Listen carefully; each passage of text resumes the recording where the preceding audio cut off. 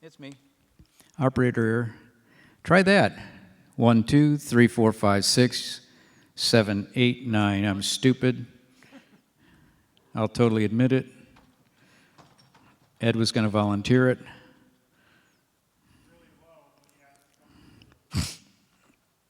Mine went up gangbusters. Gangbusters! All right. You guys are on 4. Should have been there. 1, 2, 3, 4, 5, 6, 7, 8, 9, 10. 1, 2, 3, 4, 5, 6. Better? Better's good. I'll give it a shot. I hadn't gotten that far.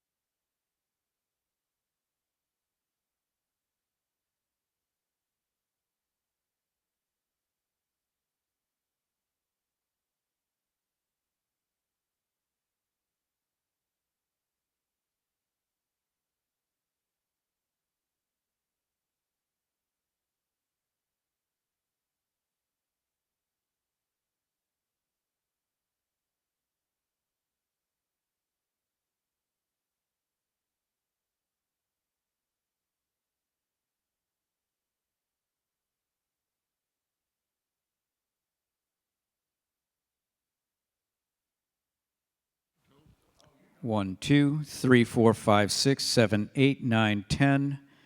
1, 2. 1, 2, 3, 4, 5, 6, 7, 8, 9, 10. 1, 2. 1, 2. 1, 2.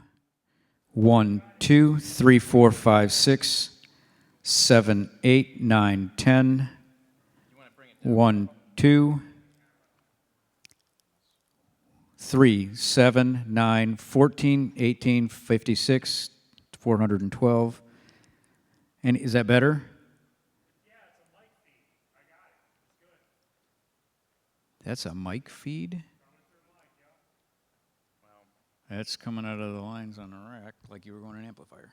Okay. Sony's are weird cameras. Every time I'm told it's a line feed. 1, 2. Oh, they are? Okay. Right. No, not to him. Him is going direct.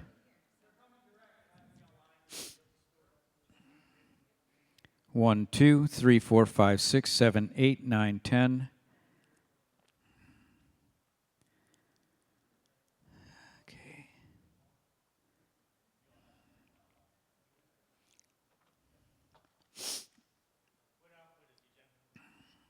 Uh, 4. Mix 4. On the top, by the play button. Is that? Yep. Okay, 1, 2, 3, 4, 5, 6, 7, 8, 9, 10, 11, 12, 13. Hang on. I'd back me down a little bit so I wasn't killing it when I. 1, 2, 3, 4, 5, 6, 7, 8, 9, 10, 11, 12, 13, 14, 15, 16, 17, 18, 19, 40, 51, So you're 62. not coming out the main left and right at all. You're coming out mix out. No, main left and right is the front of the lip. Main right, left. What's Kirk got weird in?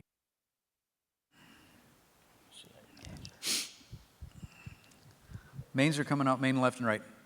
Mix one is one's on stands, which one of them set is blocked. So, but that makes no sense because your main is all the way down. Check in groupings. Kirk was digging around with something with groupings on the laptop. If you look at submixes or something. Yeah, submixes are here. But see how this main is all the way down? You should be getting nothing. And there shouldn't be any meters either. So you're coming out he's got the mono. Oh, I know what he did. Hold on, let me fix it. I got it. Yeah. Hey. Check. That's not right. Carl, what are you in now? Check. What? Check. Mic or line? Check.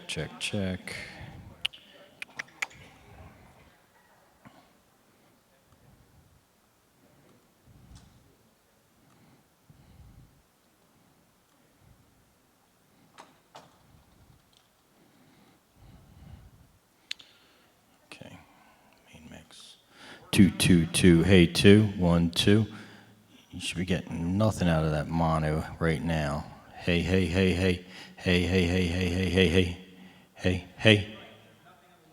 There is, okay. So what are we hearing then? Which is coming to what? Main 1? Okay. Mix 1, bring you down, so I should get nothing. Good. Okay, 2, 1, 2, hey 2. Right there. 2, hey 2. Mix 1, select 1. Hey. 2, hey. Yeah, 2, hey. Yeah, 2. Okay, 1, 2. All right, which camera record feed we have? Is this 5? And 4? Mix 4. Hey, 4. Hey, 1, 2, 3, 4.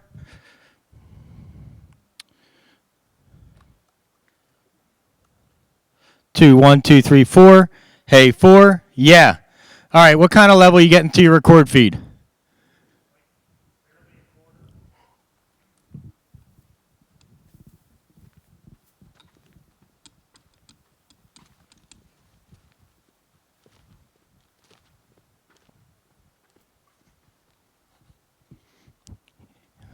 Hey.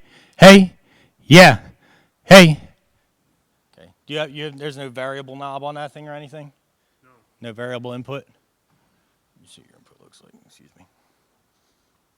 Where's the peak up to? Like 3/4? Hey. I know, we're killing on channel meter. And we're getting 2/3 on the camera here, which makes me wonder if we don't have a one-legged cable.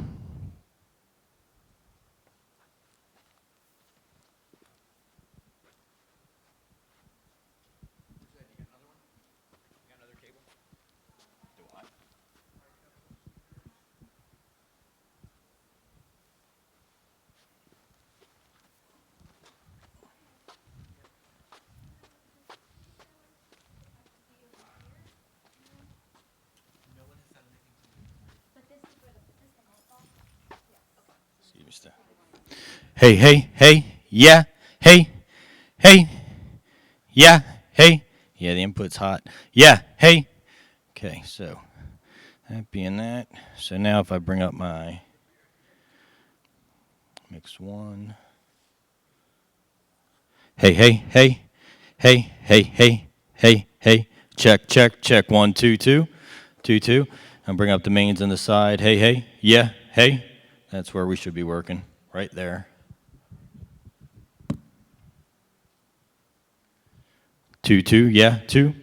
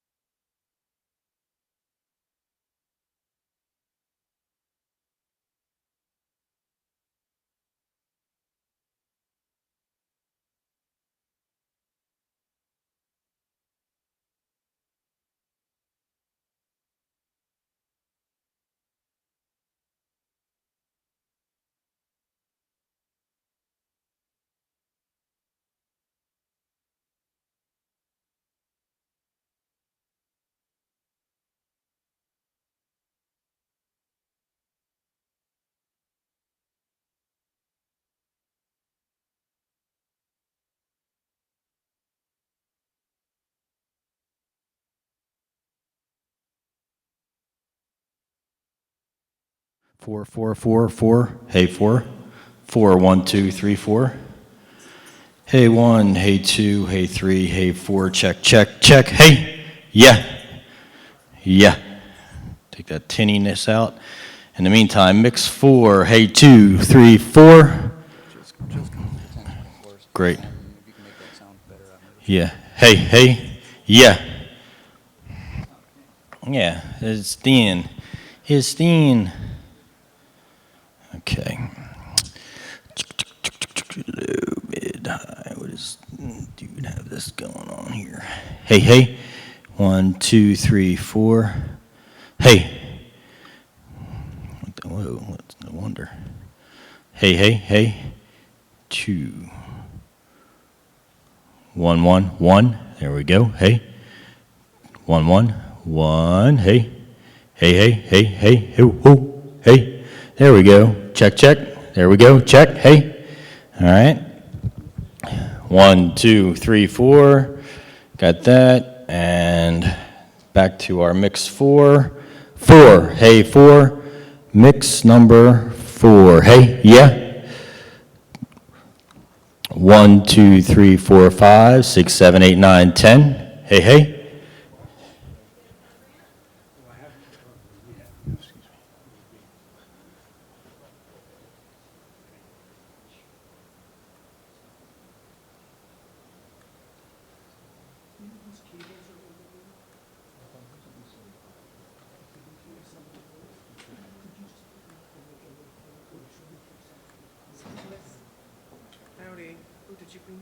Hey, hey, hey, hey. 2. 1, 2, 3, 4. Hey, yeah. 1, 2. Yeah, take that off there. 2, 2.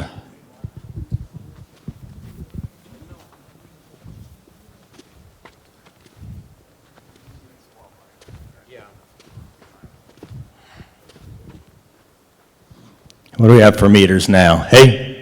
Yeah, now we're good. Cool. All set.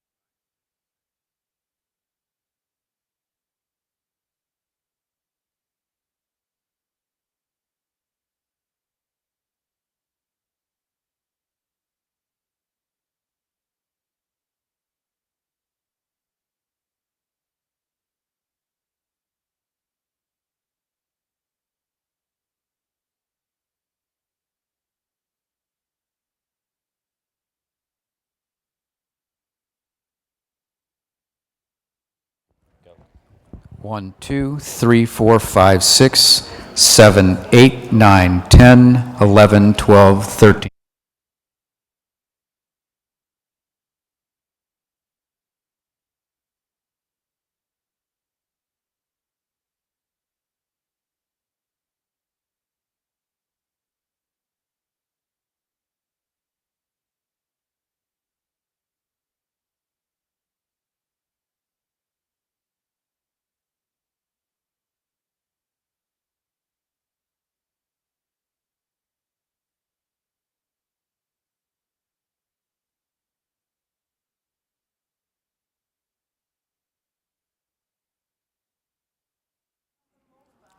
17, 18, 19, 20, 1, 2, 3, 4, 5, 6, 7, 8, 9, 10. 1, 2, 3, 4, 5, 6. 7. What do we work on here? This? 6? Yep. Oh, okay. Go ahead. 1, 2, 3, 4, 5, 6, 7, 8, 9, 10. Okay. All right.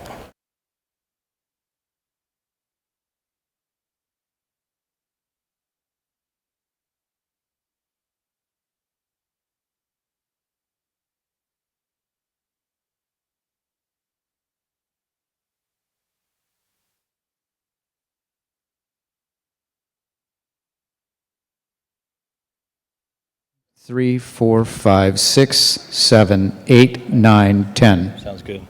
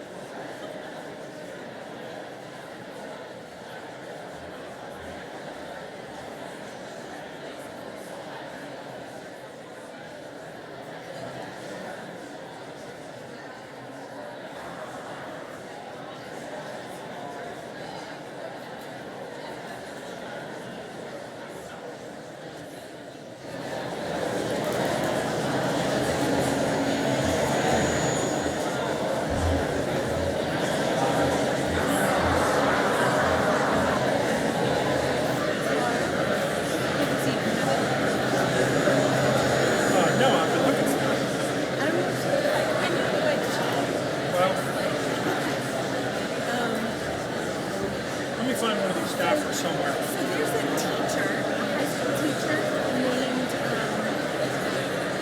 Carla. The first name is Carla. Karen Professor. She's got 5 or 6 students who are going to come and meet Back in the green room? Yeah. Okay. and the president. But it's okay. Laura will know where they are. Yeah, let me I'll find email her.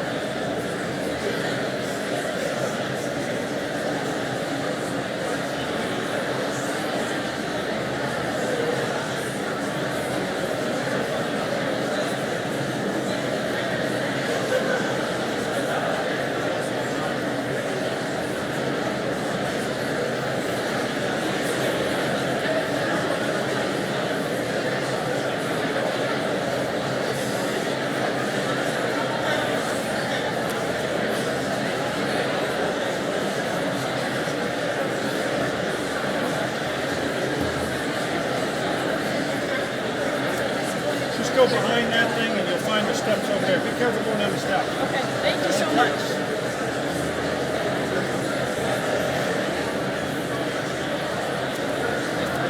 You got it.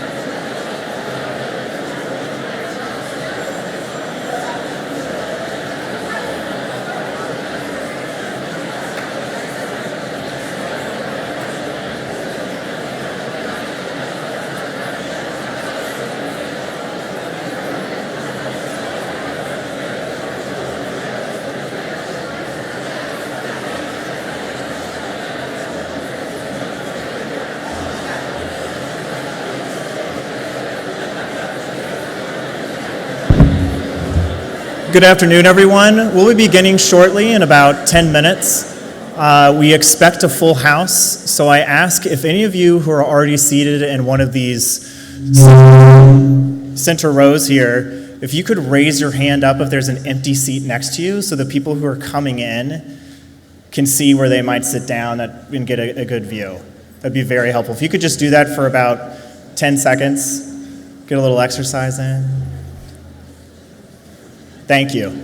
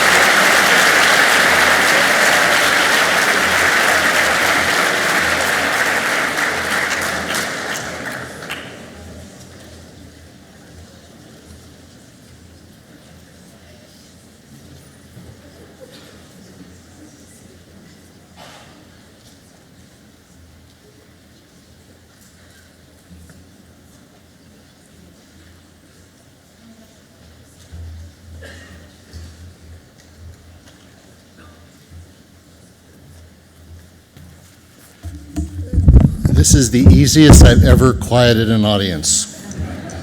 So welcome, everybody. I'm Mark Schlissel, the 14th president of the University of Michigan, and I'd like to welcome you all to this conversation with Janet Yellen as part of our amazing policy talks at the Ford School series.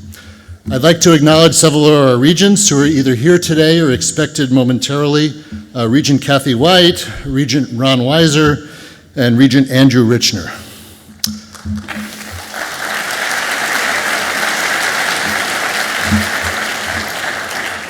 I'd like to begin by thanking Dr. Susan Collins for her outstanding leadership of the Gerald R. Ford School of Public Policy.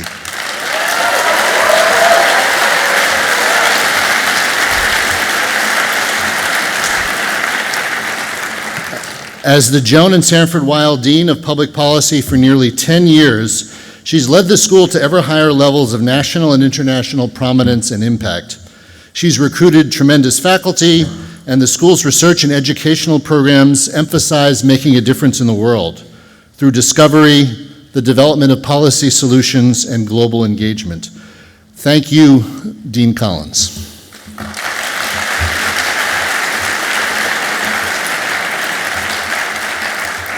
I was in a meeting last week with our provost, Paul Courant, and we were discussing the macroeconomic value of public research universities. I asserted that while there is a clear economic impact generated by the dollars we spend on research, the larger return on investment must take into account the new knowledge and innovations developed by our faculty and the productivity of the graduates we produce. Paul, who's also a professor of economics at the Ford School, then proclaimed that I had passed my first exam in economics. So I now feel very qualified to introduce today's conversation between two outstanding economists, Drs. Janet Yellen and Susan Collins. This event is the latest contribution of the Ford School to its impressive legacy of bringing world-class speakers and critical intellectual discourse to the Michigan academic community. This contribution reflects the highest ideals of the University of Michigan and the alumnus and former U.S. president who is the namesake of the school. As a premier public institution, it's both our honor and our duty to examine the intersections of public policy, national prosperity, sovereignty, and scholarship. As President Ford said in 1977 during his final State of the Union address, "The task of self-government is never finished. The problems are great, the opportunities are greater." The University of Michigan's academic strength is further enhanced by the Ford School's connections to the Federal Reserve. Many U of M students and graduates have interned or worked at the Fed, and 3 Ford School faculty members have served on or been nominated to prominent board positions. Dean Collins is a board member of the Chicago Federal Reserve Bank and previously served on the Detroit branch of the Chicago Fed. 2 U of M graduates were recent Fed governors, Don Cohn and Dan Tarullo. Professor Catherine Dominguez was nominated in 2015 to serve on the Board of Governors. And Ned Gramlich, the Ford School's founding dean, served on the Board of Governors, where he was known for expanding the role of research in decision-making. At a Ford School event in 2014, Douglas Elmendorf, who was then the director of the Congressional Budget Office and is now dean of Harvard's Kennedy School of Government, said that Ned knew that getting the policy research right was essential for getting the policy right. It's now my great pleasure to introduce today's special guest. Dr. Janet L. Yellen has served as the chair of the Board of Governors of the Federal Reserve System since February 2014. She is also a professor emerita at the University of California, Berkeley. Dr. Yellen is a member of the Council of Foreign Relations and was elected to the American Academy of Arts and Sciences in 2001. She graduated summa cum laude from Brown University with a degree in economics and earned her PhD in economics from Yale. 2 weeks ago, she spoke at the annual conference of the National Community Reinvestment Coalition. The conference's title was Creating a Just Economy. Chair Yellen said that we must, and I quote, recognize and address the barriers faced by low and moderate income students trying to attain higher levels of education, barriers not typically faced by their more well-off peers. First, these students often do not have friends or family who have achieved higher educational levels, which matters because students whose parents did not attend college are much less likely to pursue a college degree themselves.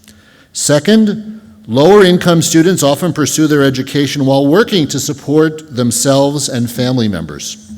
Educational programs that help students balance these competing responsibilities go a long way to improving completion rates. I could not have said this better myself.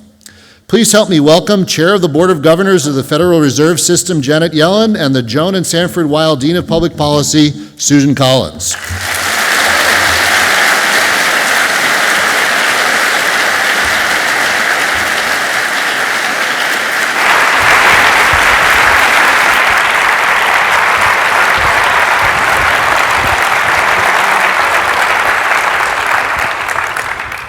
Well, first of all, thank you very much, President Schlissel, for that very kind introduction. And now, it is such a pleasure and truly an honor, Chair Yellen, to welcome you to the University of Michigan. We're just simply delighted that you're here with us. Now, I know that our audience is eager to hear from you, and so I suggest we jump right in and get started. Great, and thank you also to President Schlissel for those kind words of introduction, and it's a pleasure, Susan, for me to be here to have a conversation with you. Thank you. Well, so we have an audience that includes people from a variety of different backgrounds, and so it seemed that perhaps a place to get us started is to talk just a little bit about the Fed. Certainly everyone who's here has heard about the Fed, but I think many people really don't know exactly what it is or what it does. So what do you think the general public should know about the Federal Reserve? That's a great question, and let me start with values. I think it's important for people to understand that the Federal Reserve is an organization that is designed to serve the public interest and to do so in a nonpartisan way. The analysis on which we base our decisions, we try to have it be as research-based as possible, and our decisions are based on factual evidence and objective analysis. Now, most people know about monetary policy, which is one of our main tasks. And there, I would say in a general way, we try to set interest rates and financial conditions more broadly to result in or promote a healthy economy. And more specifically, Congress has assigned us two main goals. We call it our dual mandate. First, low and stable inflation or price stability, and second, maximum employment, which means we want an economy in which as many people as possible who are seeking work find a labor market where they can find work. But beyond that, I think that's what the public focuses on most. But we have a wide array of other responsibilities pertaining to the financial system. First, we supervise banking organizations and some other financial enterprises to make sure that they operate in a safe and sound fashion. Second, we monitor potential threats to financial stability. We certainly don't want to have another financial crisis, and we want to address threats in the environment that could lead to one. Every day we process trillions of dollars worth of payments quickly and safely for banks and for the federal government. And then tying in with President Schlissel's comments about the speech that I gave recently, we work with community organizations and banking organizations to promote financial literacy, to make sure that credit is available to all who seek it, and to promote community development more broadly. So it's quite a long list, and I am am going to come back to some of those topics, and I suspect that some of our general questions from the audience might touch on some of them as well. One of the other things about the Fed that I think most people are at least somewhat familiar with is its role during the recent financial crisis and the Great Recession and the aftermath. And I wonder if you would tell us, as you think back, having been in leadership positions at the Fed since 2004, so you were certainly there throughout that entire period, what are the main takeaways for you? How do you think that monetary policy should think of its role differently now as a result of lessons from the crisis? Well, to me, lessons from the crisis are first and foremost that in the financial system, in a well-functioning financial system, is essential to the economy. It's essential for people to be able to get jobs, for innovation, for economic growth. And what we found out during the financial crisis is that when the incentives facing financial organizations are distorted, the decisions that are made can greatly harm the economy. And the consequence was the most severe financial crisis we have faced since the Great Depression. We had a system in which banking organizations were not monitoring and controlling risk appropriately. They had too much capital and were over-leveraged. They were highly reliant on short-term borrowing to fund the loans that they were making, and they had too little liquidity. And when the short-term funding dried up, we found we had a financial system that was highly vulnerable to runs. I think we also found that banking supervision and regulation wasn't doing what it needed to do to address the risks. We were too focused on the health of each individual institution, and we'd failed to spot the buildup of systemic risks in the financial system as a whole that made it vulnerable. And so we've tried in the aftermath to greatly improve, and maybe we'll be able to get into some details later on, to greatly improve our system of financial supervision and regulation, and to make sure that we have a safer and sounder banking and financial system. So that certainly is one of the topics that I'd like to come back to. It also sounds as if there are very clear additional markers or metrics that you look at to assess how healthy the economy is. So looking at where the U.S. economy is right now, how healthy is it? Well, so that's a great question, and I'm pleased to say that the answer, in my view, is it is pretty healthy. By way of background, we suffered as a country through a very deep and very long recession in the aftermath of the financial crisis.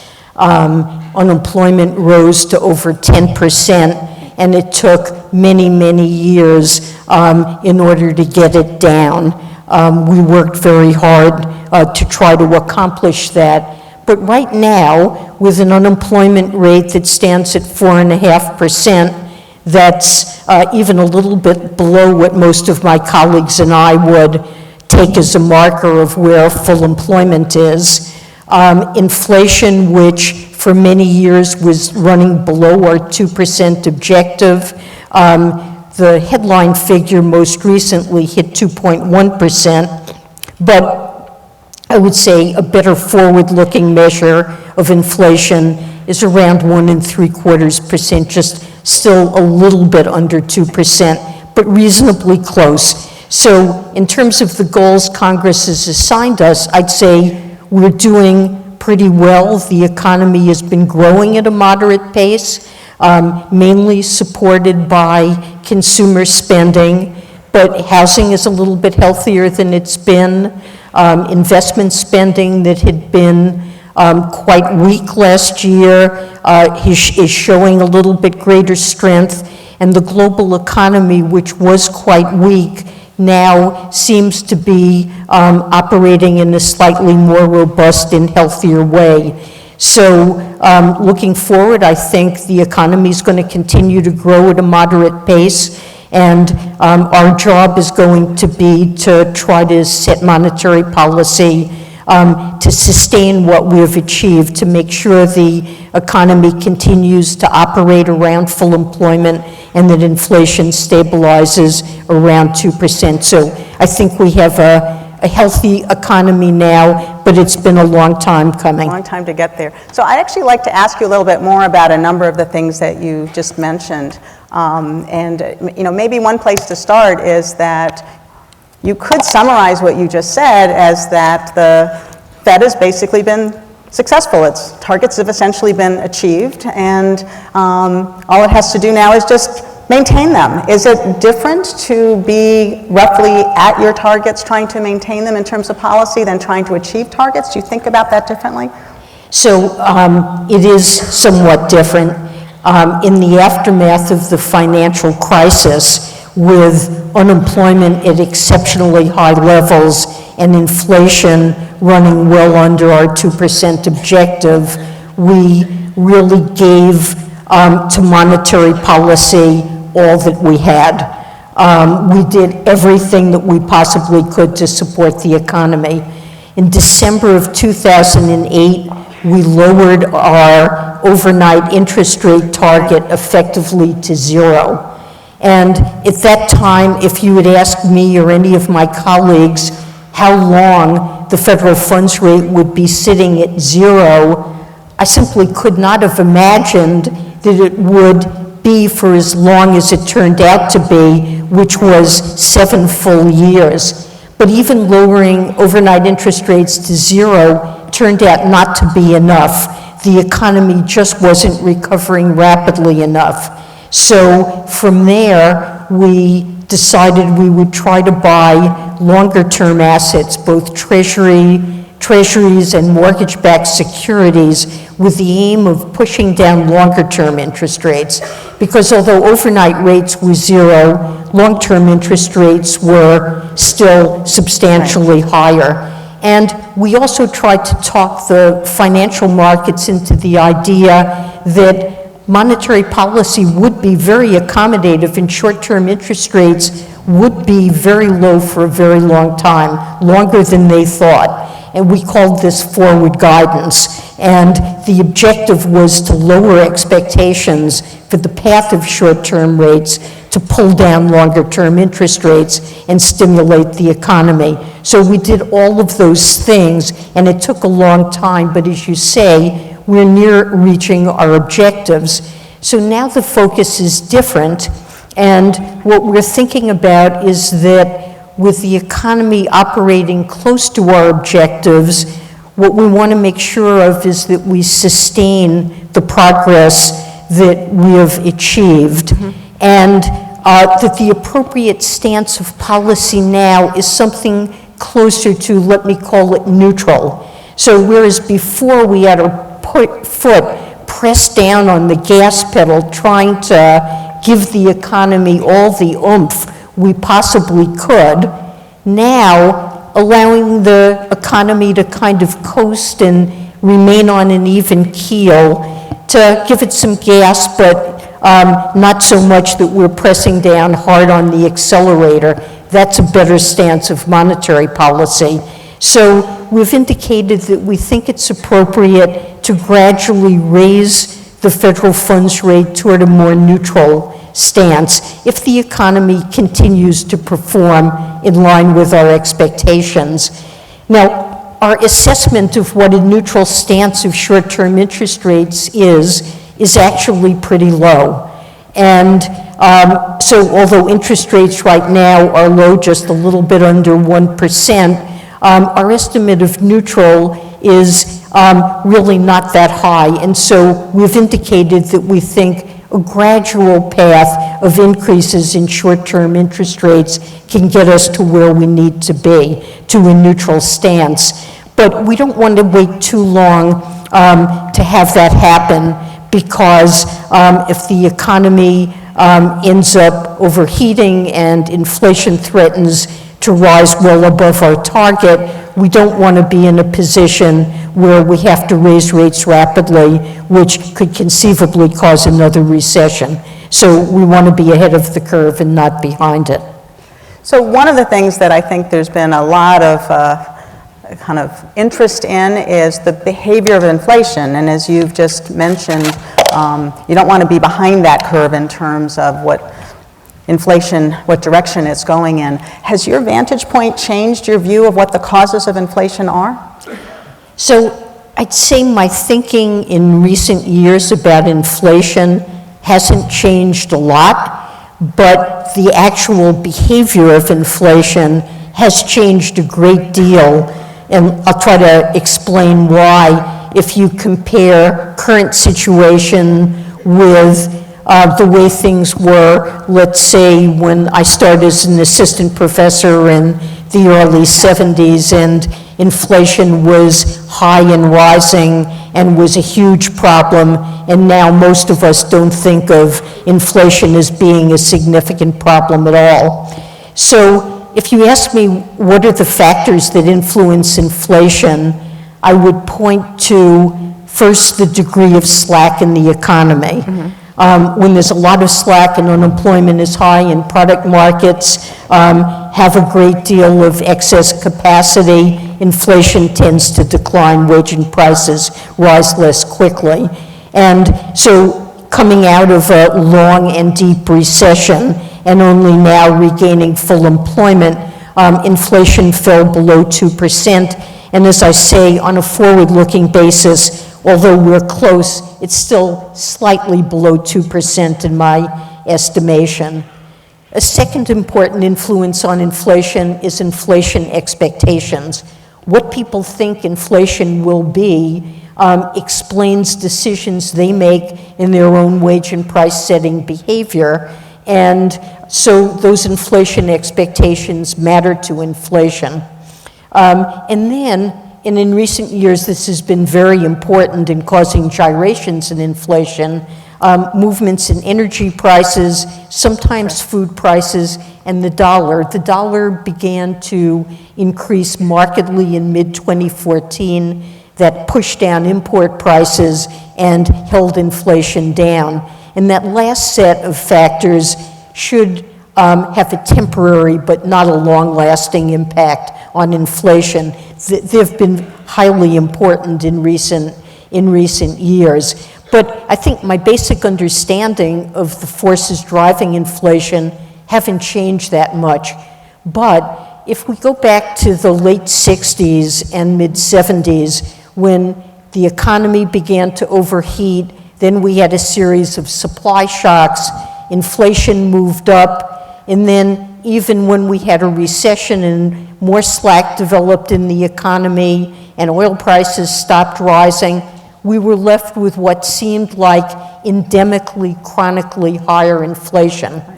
And it turned out that what was driving that was inflation expectations.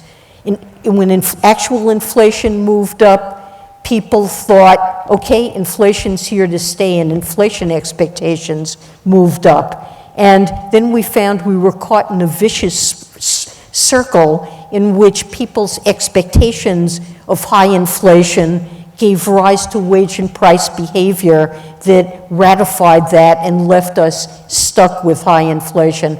Now, at the end of the day, it was the Fed's job to make sure that inflation came down to low and stable levels and to anchor inflationary expectations so that they wouldn't just keep ratcheting up, moving up and down with actual inflation. But that was a hard lesson for the Fed to learn. By the mid-'80s, the Fed was highly focused on containing inflation, bringing it down, and anchoring inflation expectations. And really, since the mid-'80s, the evidence suggests that the population roughly expects inflation in the vicinity of 2%, and their actual expectations are not much influenced by deviations in inflation above and below it. They expect those to be temporary, and they have been temporary. And we're focused on making sure that inflation expectations and actual inflation stay very well anchored.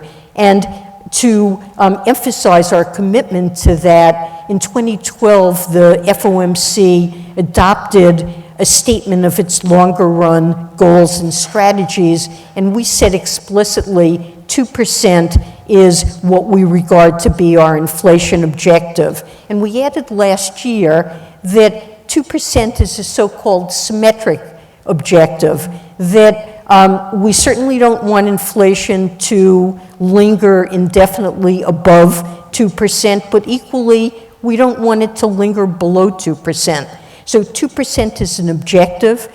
It's not a ceiling. It's where we would like the inflation rate and intend to make sure it's moving over time all the time. And I think we've had good success in achieving that.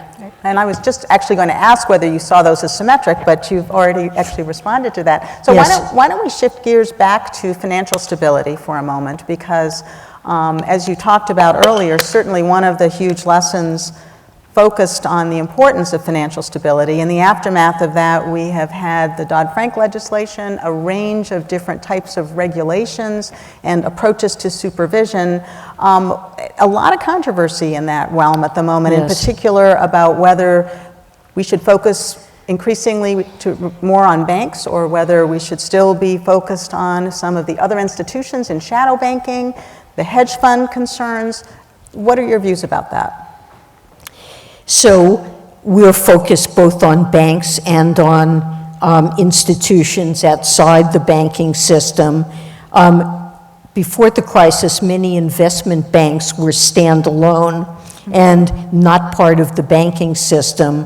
One thing that changed with the financial crisis is that some of the most important so-called shadow banking institutions, namely in the investment banks, are almost all, at least all of the larger ones, are now part of banking organizations, and they're all subject to supervision by the Federal Reserve and other federal banking regulators. So the banking sector, in some sense, now is larger and incorporates more of what used to be in the dangerous part of the shadow banking system.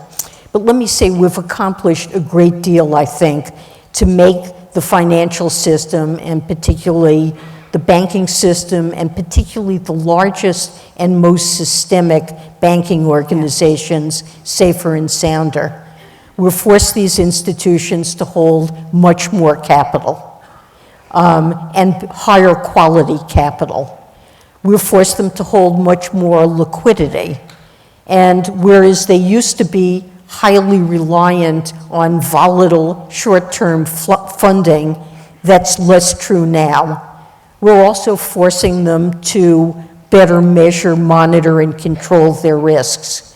And a completely new thing that we're doing that I think has greatly enhanced the quality of our supervision is that we conduct annual stress tests. Mm-hmm. Stress testing was something that was invented in the middle of the financial crisis when people had no idea how much capital major banking organizations in the United States held, and they were afraid that they might not be strong.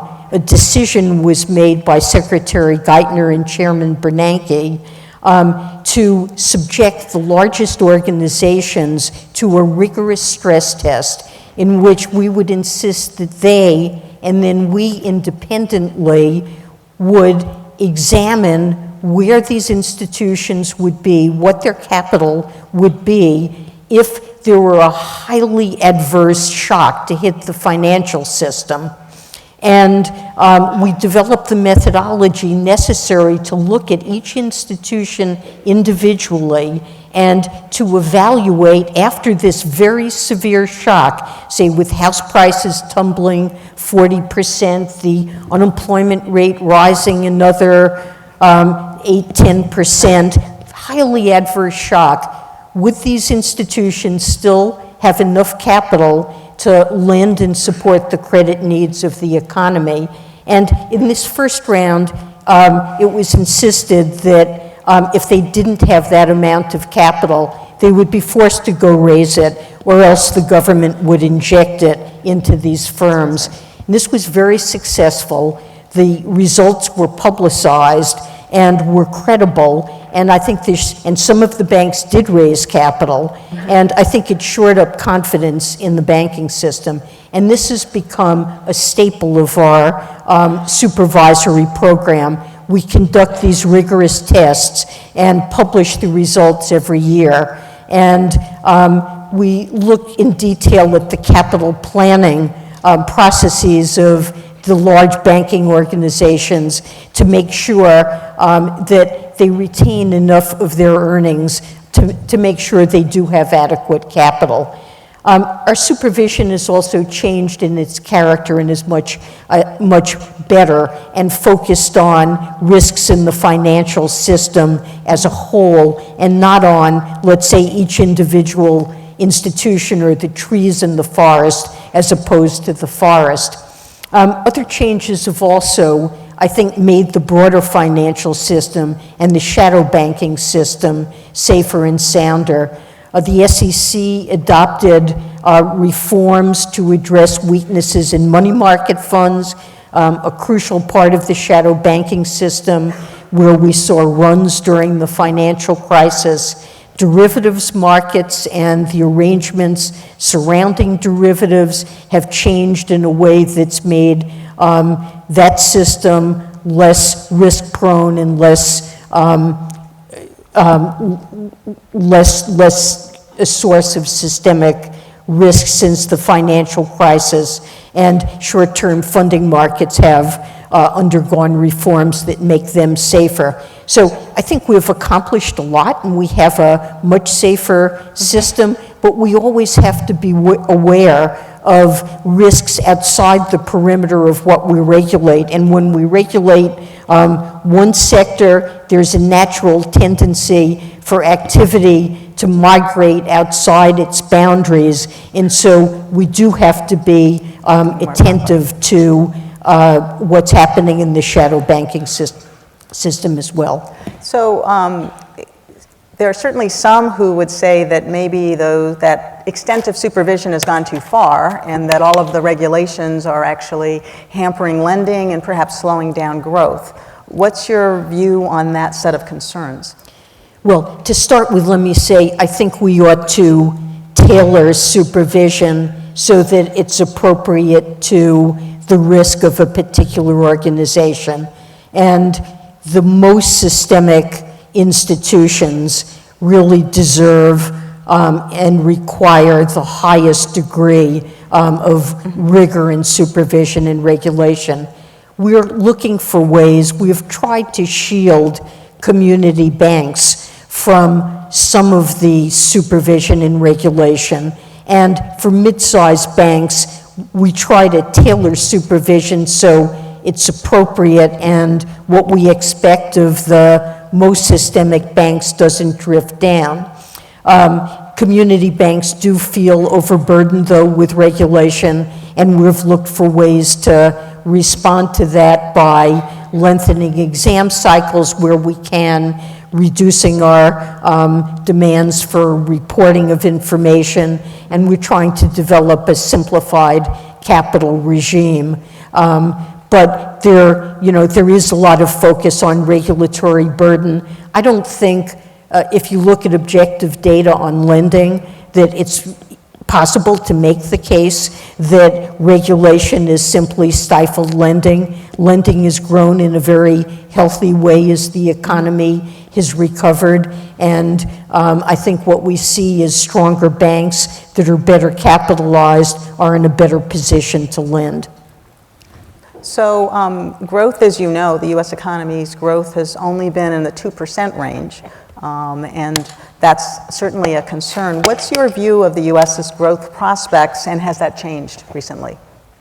So a depressing fact about the U.S. performance is that really throughout the recovery, growth has averaged 2%. And that's been accompanied by an improving labor market or diminishing slack. So 2% growth, which isn't as stunning in absolute terms, has generated a lot of jobs. The fact we've got a lot of jobs is a good thing. We wanted that. But the fact that you could create that many jobs in the context of growth that is so low points to a significant problem. And the problem is that productivity growth is very low. When it takes a lot of labor to produce not very much extra output, what that's pointing to is that output per worker is growing at a very slow pace. So it looks like at present the economy's potential to grow with labor just growing at a trend pace when we're not absorbing slack from the labor force, from the labor market, is probably a little bit under 2% actually. And I think of that as reflecting two pieces. There's first, how fast is the labor force growing? And then second, how fast is output per worker or per man hour growing? Well, on the labor force growth has been slowing in the United States. Partly that's a matter of demographics. We have an aging population. The labor force participation ratio in the United States has been declining for a number of years now, and due to an ongoing aging of the population, that's something that will continue. The pace of immigration is also important and has contributed to labor force growth and will matter as well. But we can't look to, we're unlikely to be able to look to faster labor force growth to boost the economy's potential to grow. And then second, productivity growth has been very disappointing. Since around 2011, output per worker has grown at about 0.5% per year, which is an extremely low pace. By comparison, since 1970, output per worker grew at 2% per year. So very slow in recent years. My guess is that it will pick up, but we've also seen periods like the second half of the 90s where productivity growth was well above 2%. Now, nobody really knows why productivity growth is so low, and that makes it hard to know what the future holds in store and whether it will pick up. One factor that seems to be depressing it is many people think that just the underlying pace of technical innovation that shows through to output growth has diminished for reasons that are not easy to understand, but looks like it has diminished. Second, educational attainment. It was rising at a very rapid pace, and now it looks like it's leveled off, so we're no longer getting very much of a boost from a higher degree of educational attainment. And then a third thing I would point to is that dynamism in the business sector. One thing that drives productivity growth is that firms that are more successful and more productive tend to grow more rapidly at the expense of firms that are less productive and less successful. And that reallocation of labor from less productive to more productive firms tends to boost productivity growth over time. And there's recent research that suggests that that pace of reallocation or the underlying dynamism of the US economy, for reasons that are not well understood, looks to have diminished some. Yeah. But it's not an encouraging, prospects. But, it's conceivable that public policies that focus on raising productivity growth, that boost public or private investment in the workforce or innovation could make a difference to that. Well, I very soon want to turn things over to questions from the audience, but perhaps I could ask you two other questions, which may not be quick questions, but so one is that you have said a number of times how important you believe the Federal Reserve's independence is, and there certainly are concerns that some have about that going forward, and I wonder if you would share your current views in that regard. So I do think that independence of a central bank to make decisions about monetary policy free of short-term political pressures is very important and results in better decision-making that's focused on the long-term needs and health of the economy. And I think this view is supported by a lot of research that's looked at central banks around the globe and seen that those central banks that are more independent in those countries tend to enjoy stronger macroeconomic performance, stronger growth, lower inflation, lower unstable and less volatile macroeconomic conditions. So Congress wisely in the late 70s passed a law that said that the one aspect, remember we talked about many different things the Federal Reserve does. The one thing where Congress said this should be something where the central bank has independence and Congress and its agencies don't engage in detailed policy reviews in real time of its decisions, that one area is monetary policy. The General Accounting Office, which is Congress's essentially auditing agency, conducts audits of in real time and evaluates all the other things we do, but tactical decisions about monetary policy. We are, of course, accountable to Congress, so independence doesn't mean a lack of accountability or a lack of transparency. I go before Congress and testify on monetary policy regularly. I have press conferences, we issue statements, we have minutes of our meetings.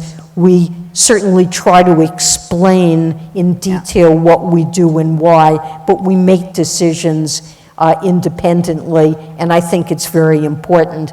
The structure of the Federal Reserve System was designed to promote independence. It's complicated, but we have a large committee, Monetary Policy Committee, that includes the presidents of reserve banks who, as you know, were chosen by private sector boards. It brings a diversity of opinion and information into our deliberations, and I think helps promote our independence. But our independence is under some threat.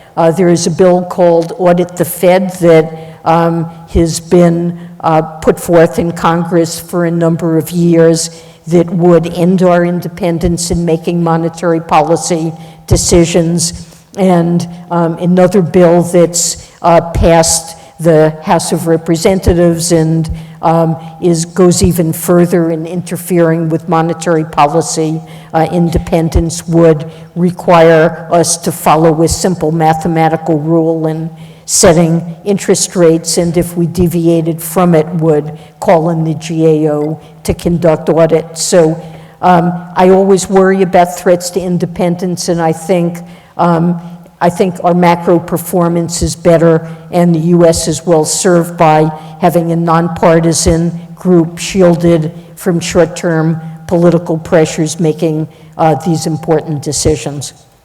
Thank you. So my one final question is, being chair of the Fed is a very intense, stressful position. What do you do to relax? So, first of all, I try to come into the office every day having had a good night's sleep. So, Arianna Huffington has written eloquently about the virtues of getting a good night's sleep. I don't know how many of you are familiar with her work, but I am an ardent believer and have discovered over the years that unplugging from electronics and getting a decent night's sleep makes me feel calmer and better able to address during the day what I need to do. So that's a first tenet. I have the pleasure of working with a very talented group of staff at the Federal Reserve that I'm able to collaborate with, and so I'm not on my own in trying to craft policy to address the various issues that we face. And I'm in a very collaborative environment where I have wonderful colleagues that I can brainstorm with, and that's very important. I guess outside of work, I don't have any stunningly original activities, but I certainly spend as much time as I can with my husband and friends. I enjoy cooking, and we like to eat out, but I don't have any remarkable activities, but I do try to relax as much as I can. Well, Ann Arbor has wonderful restaurants, just to make sure that you Fantastic. know that. So I've seen a number of cards being collected, and I know that there are also questions that have come in through Twitter. And so at this point, I'd like to turn things over to questions from the audience. Two of my colleagues, professors of public policy and economics, Catherine Dominguez and John Leahy, will help facilitate the Q&A session. And then we have two Ford School students who'll be reading the questions. And so now I'd like to turn things over for them to introduce themselves and to have us get that part started. Hello, my name is Lorian Gilbert, and I'm a joint PhD student in the Public Policy School and the Department of Economics. First of all, thank you both so much for the fascinating conversation. Our first question is the following. You have been a governor, a vice chair, a president of the San Francisco Fed, and the chair. What unique perspectives do each of these positions bring to the table? So the Federal Reserve has a complicated structure. We consist of a board of governors with 7 governors, one serving as chair and one as vice chair, and then 12 regional Federal Reserve banks, each headed by a president that's selected by a private sector board.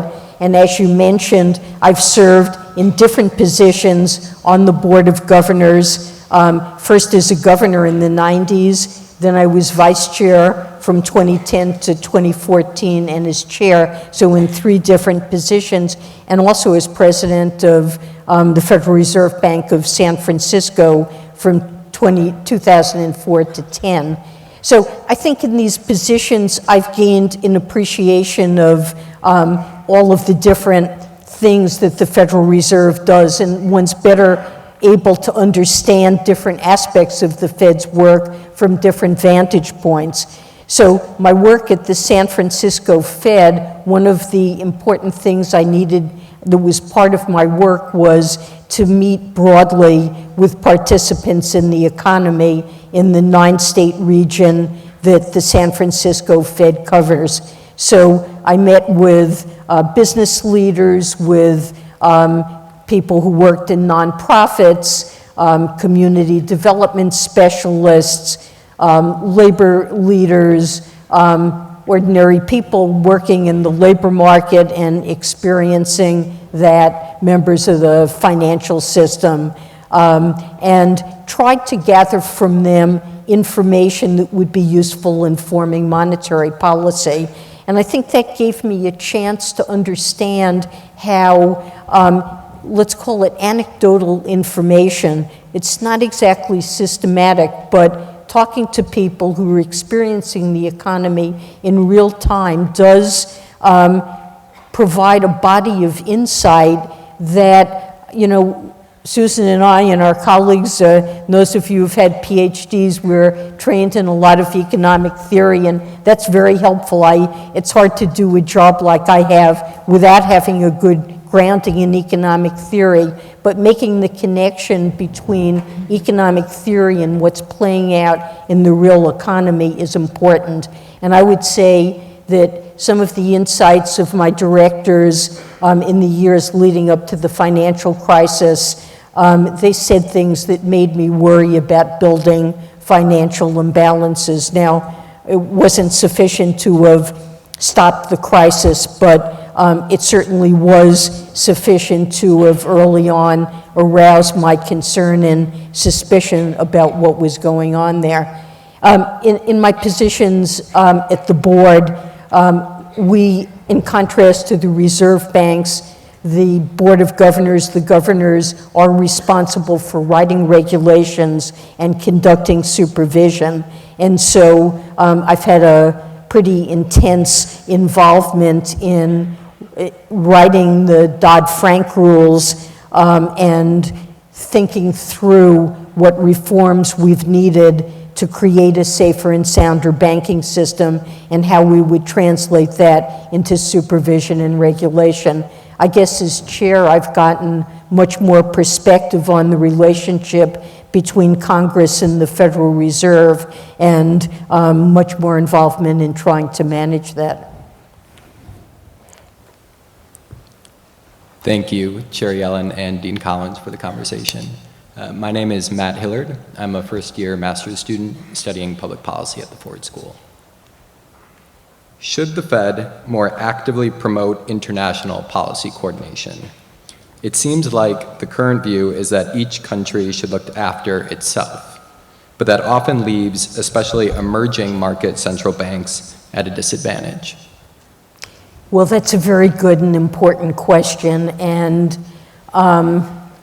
let me first say that while I wouldn't go so far as to say that policy is coordinated internationally, and I'm not even sure that that would be possible if we wanted it to occur given our separate legal mandates from our own our own governments. Policymakers at the senior level do talk to one another on a very regular basis. We meet, the central bank governors meet 6 times a year or more than that at meetings of the Bank for International Settlements. Finance ministers and central bank governors meet at the G20, the IMF meetings twice a year, the G7 meets. We exchange notes on what's happening in our economies, and we try to explain to one another how we're thinking about implementing policy to try to promote understanding and avoid surprises. We all understand that our policies have spillovers. That's certainly true for the United States. We recognize and have seen that our policies have spillovers in emerging market countries, and obviously what happens abroad also greatly affects our economy. So even from the perspective of narrow self-interest, it's important for us to be mindful of those spillovers and spillbacks of our policies and to take them into account.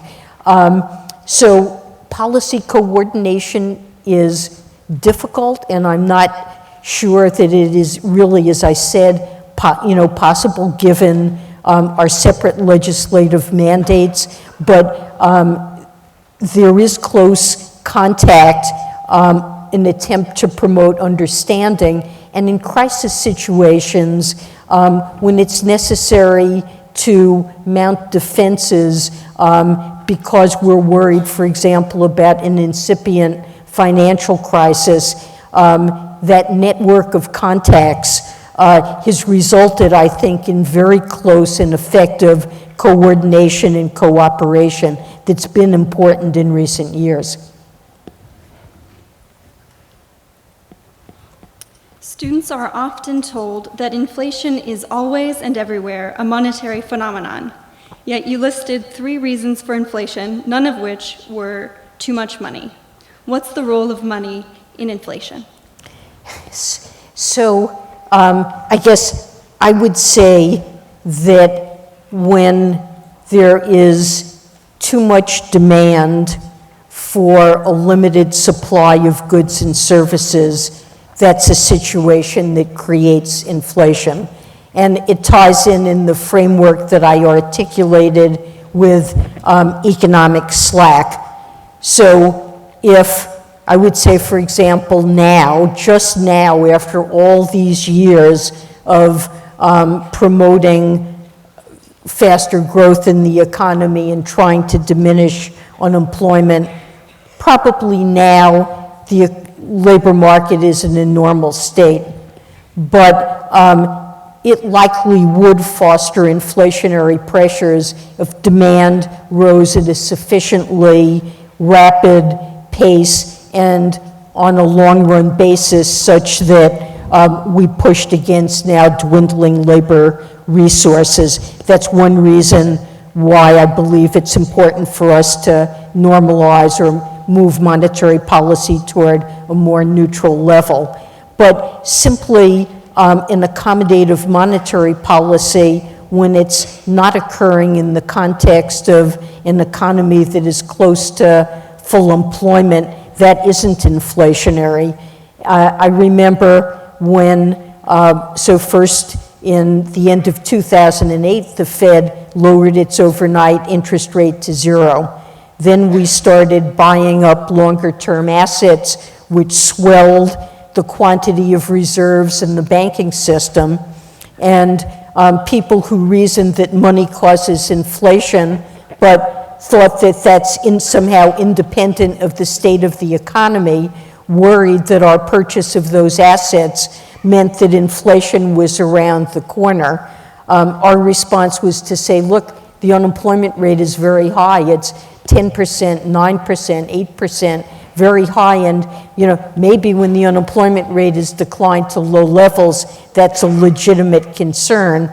But it's not in the context of an economy with this much slack. I think history proved the view that I just explained to be right. So money doesn't cause inflation independent of the state of the economy. This question comes to us from Twitter. Has the effect of quantitative easing been underestimated? Well, quantitative easing, I will interpret as the Fed's purchase of large quantities of longer-term Treasury and mortgage-backed securities. Our objective in purchasing these securities was to drive down longer-term interest rates on Treasury and mortgage-backed securities, but that would also filter through to private securities in the market in general. Frankly, there's a lot of research now, but it's difficult to unambiguously know just how large the impact was of those purchases. I'd say most research I read as finding that our purchases did succeed in driving down longer-term interest rates by a meaningful amount, and that as a consequence, our policies had the favorable effect of holding inflation up a little bit closer to our target, stopping it from falling quite so much, and lowering unemployment, and the job growth was stronger. There are other countries also, Japan, the Bank of England, the ECB, that are engaged in similar programs. So now we have international experience to add to that in the United States. And I read all of that experience as saying that these programs are successful. But does it have a larger impact than we think? I suppose there's some research at the larger end and some on the more skeptical end. My assessment would be it had a favorable impact. I don't want to exaggerate exactly how large it was, though, but I think it was certainly favorable. With labor force participation rates relatively low compared to recent history, do we change how we think about what constitutes full employment and how that dictates monetary policy decisions? I'm sorry, did you say labor force participation rates? That's right. So the labor force participation rate has been declining for some time in general in the United States. And the underlying trend, because we have an aging population, is for it to fall further. But what's been hard to know following a very severe financial crisis with very high unemployment is how much of the decline, what portion of the decline we saw in labor force participation might reflect not just voluntary retirements, but discouragement of people searching for a long time and then dropping out of the labor force because they were unable to find jobs. So some of the decline in labor force participation might reflect a weak economy and be a kind of hidden unemployment. And we saw declining labor force participation not only among those who were in the retirement years, but also among prime age working people. And so the Fed recognized that we were uncertain about just how much additional slack there might be that was taking the form of depressed labor force participation. We've monitored that very carefully, and we recognize that the unemployment rate itself might be a misleading indicator of the extent of slack in the labor market. Now, I think there was something correct about the reasoning that labor force participation was a form of hidden slack. Over essentially the last couple of years, the labor force participation rate has been flat. And even though the demographic trend should have been pushing it down, and that suggests that as the economy's recovered, we've seen the unemployment rate fall, but it hasn't fallen nearly as much as you might have expected. In part, we've created a lot of jobs, and yet the unemployment rate hasn't fallen very much. And part of the reason is, I think we have drawn people in to the labor force and the labor market who had been discouraged. So this is something we've watched very closely. I think what we've found over the last couple of years is our economy, because of that, had more room to run than we were certain it had, and it's been a good development to see labor force participation improve to some extent, especially among prime age working people. Unfortunately, this is the last question we have time for. You mentioned in your conversation the role the Fed plays in managing expectations. To that point, it seems like more than anyone in the world, you have to be careful about what you say. How has this affected your life? You were right. And I guess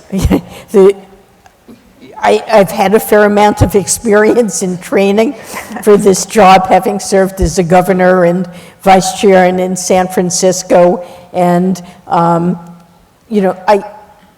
it's an important role that I have is to talk about monetary policy and to communicate as clearly as I can what the committee's strategy is and how we see the economy is unfolding. So it's very important that in managing the problem of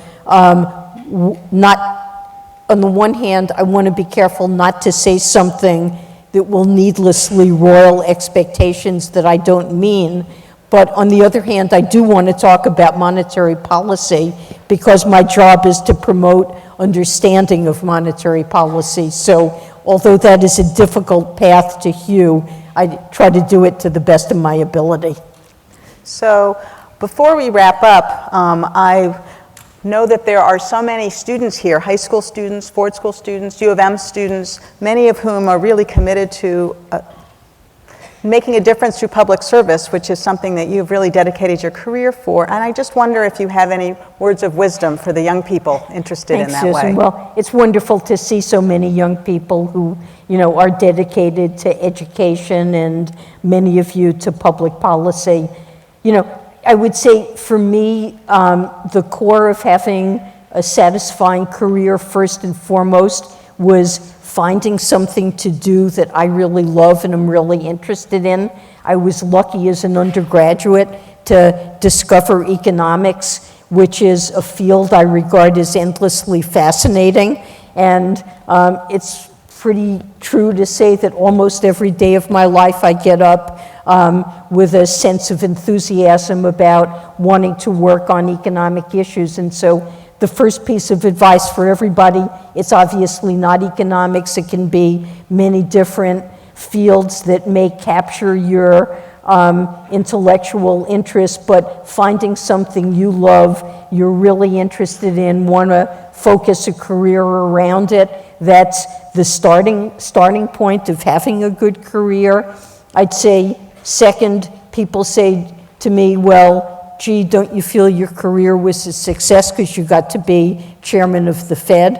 And I'd say, no, that's not the right way to look at it, because one's career is about everything that you do along the way and precisely where it ends up. Even if I hadn't ended up in this role, I would have felt I had a great career I've enjoyed, and I think it's important to choose things you do at every stage of your career that you find interesting and engaging and rewarding. In public service, I'll say that at the Federal Reserve, I have found, and I think this is important, of course I found it in universities too, people to work with that you really admire, enjoy, you find you can brainstorm with, that you can problem solve with, whose you respect, who you like spending your time with. I think that's an important aspect of any job that makes it satisfying. I've certainly found it in government. People devoted to the public interest and using public policy to advance the public interest. And finally, I'd say being affiliated with an organization that you feel proud of, that you think makes a contribution to society, and that's certainly true of being at a university. Have no hesitation about feeling good about what universities do. And I've certainly felt the same way about the Federal Reserve, that I know we're an organization that really is devoted to the public interest, and it enables me to feel good about how I spend my time and what we're engaged in. Well, as we wrap up here, let me thank our audience for coming, for all of your questions. I'm sorry we didn't have time to get to more of them. And then also a very special thank you to Chair Yellen for sharing her perspectives, and also for her public service through so many decades. Thank you so much. We really appreciate it. Thank you.